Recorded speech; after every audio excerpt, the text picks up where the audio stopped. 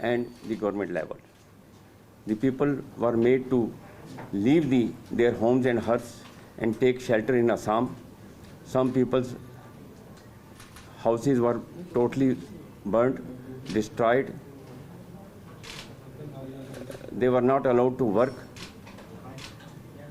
Even the connecting bridge to a village which voted for a particular political party was demolished.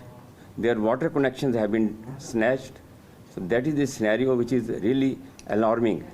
That is why this is what the findings of the committee are. And we have also made recommendations on behalf of the committee for immediate action for restoring the confidence of the common man and for payment of compensation to the sufferers. Anything else you can? I'll say a few words. So what are the recommendations? Sir, can you tell us about the recommendations? Yeah, I'll mention that. See, the important point to be noted is that we made about 15 recommendations, and also we have certain observations. Important observation I'll mention 4 or 5 points. One is that the belief that it's only sporadic or a spontaneous violence. It's not so. It is a premeditated, well planned, and it is a widespread violence. It started from night of 2nd May, when the counting of the results was coming to an end.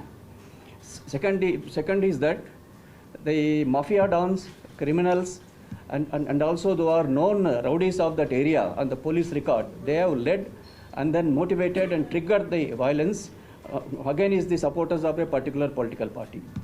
And third important point, as Justice has mentioned, the demolition of the houses, destruction of property, private and residential, demanding that they go back, these victims are to pay the money and give it in writing that they will not vote for a particular political party. These are the All right, so the latest update is that the report has now been submitted of post-poll violence by the fact-finding team, and that was a press briefing that was happening. We'll be getting you more details on this in just a bit. Heading into a very short break right now. More news and updates on the other side. Stay with us.